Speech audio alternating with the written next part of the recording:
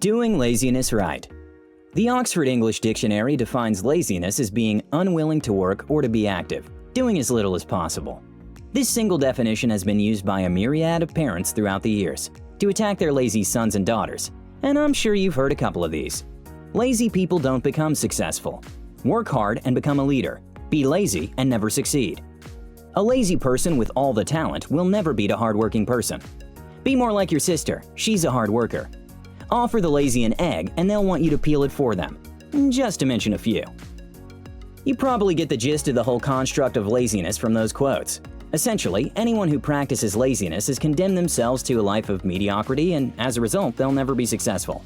And of course, they can't do anything for themselves and inherently leech on everyone else around them.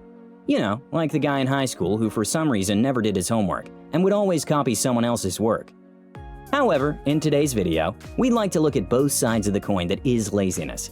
How is laziness bad? Is there an acceptable, even necessary type of laziness? What exactly is creative or strategic laziness? Why laziness is frowned upon? Let's start off here. Why is there a negative connotation attached to the word laziness? Why is laziness viewed as a bad thing? Why do most people believe that laziness is on the opposite end of success?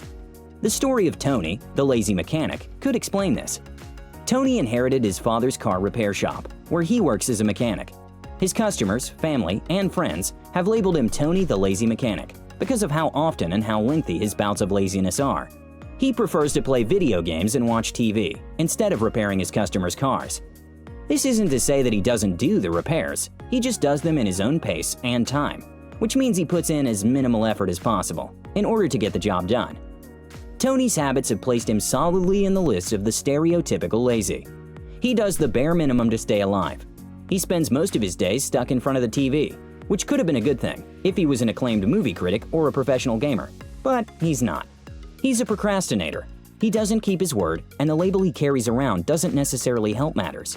Here's why being as lazy as Tony is not a good thing. First, laziness leads to procrastination. Every moment that Tony picks up his gamepad to beat one more level at a game he's obsessing over is time that could have been used to perform his duties.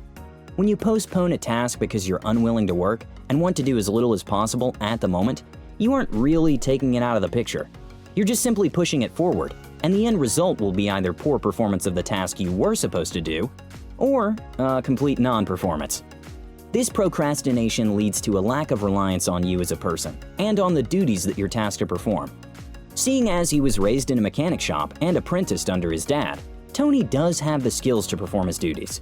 However, his lazy habits have made him unreliable as a friend, family member, and a mechanic. Customers can't be assured that they'll get their repaired cars in time, and even if they do, the repairs may have been done in a shoddy manner. His friends can't be assured that he will pick them over his video games, should they need help from him. Similarly, his family can't be assured that he will provide for them because the business, which is their primary source of income, isn't doing very well due to his laziness. Third is the fact that laziness has a negative impact on your health. Sitting on the couch and lying in bed for a long time is unhealthy for you and can lead to cardiovascular conditions such as coronary heart disease. Heart problems are usually a result of the weight one gains when they don't expend any physical effort. Depression, back pain, and diabetes are other health risk factors associated with laziness. Just ask Tony about his back. It's been said that practice makes perfect, and the truth of this statement can be found in the fact that laziness begets laziness. Therefore, on top of the health risks, unreliability, and procrastination that are born of laziness, there's the risk of being really good at it, that it becomes difficult to pull yourself out of it, should you be inspired to do so. You probably don't think much of Tony the mechanic at this point. It's only fair then that I mention that he doesn't like the lazy mechanic label much. Sometimes he genuinely does want to pull himself up by his bootstraps and ditch all his lazy habits for good ones. Instead, he finds himself pulled back to the lazy habits he's practiced over the years and is now a pro at. That's not to say it's impossible for Tony to stop being lazy.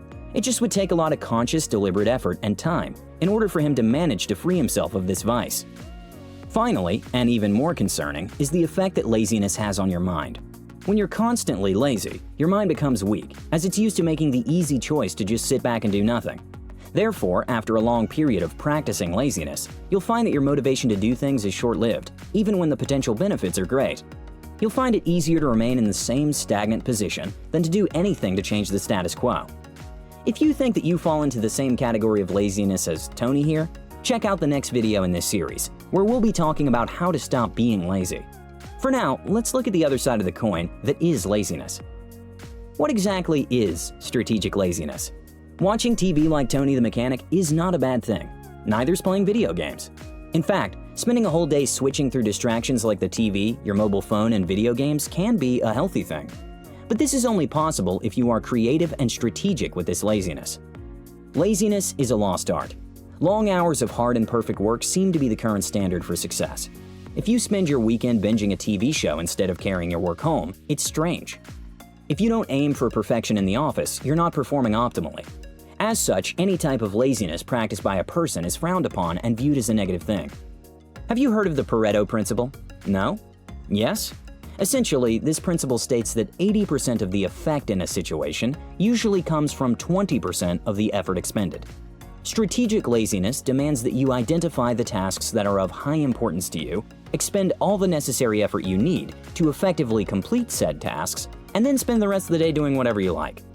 The trick here is in separating the tasks that drain us of energy without helping us achieve the results we want, and the tasks that could demand a lot of our attention and energy, but would give us the most results. Catherine is a master pro at to-do lists. She may not be a minimalist in her life. In fact, she does a little hoarding on the side. But her to-do lists are usually as minimal as it gets. The question she asks before putting down a word on her to-do list is whether the task is needed. Most of us are bombarded by never-ending daily to-do lists that contain tasks you might not really need to do.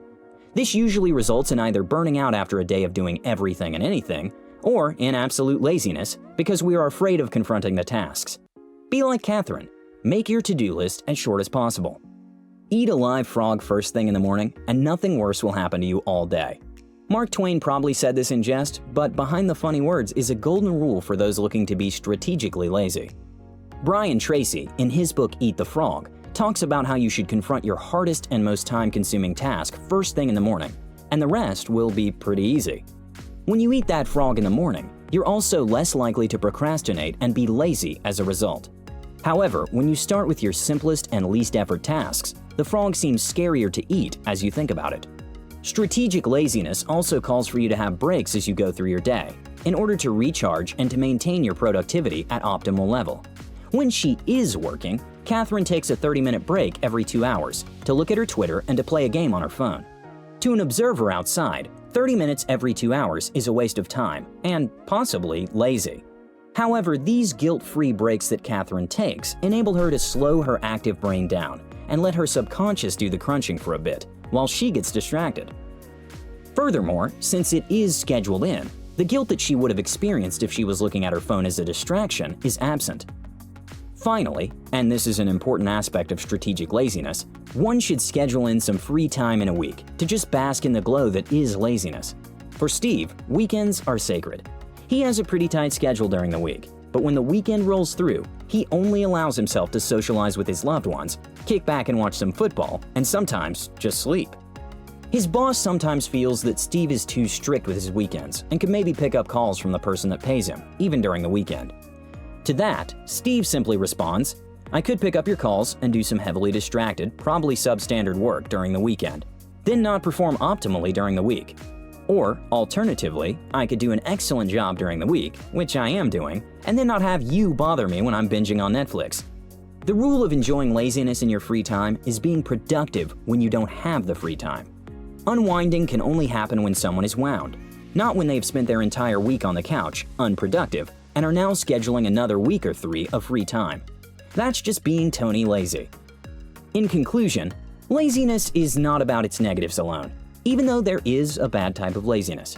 Planned, or rather earned laziness, is beneficial to you, as it allows you to rest, plan, and be creative, while your mind is wound down. However, at Practical Wisdom, we also appreciate that strategic laziness is not exactly something you can start out of nowhere, especially if you are Tony lazy. In the next video in this series, we talk about getting out of the laziness muddle you're in and making the best of your time.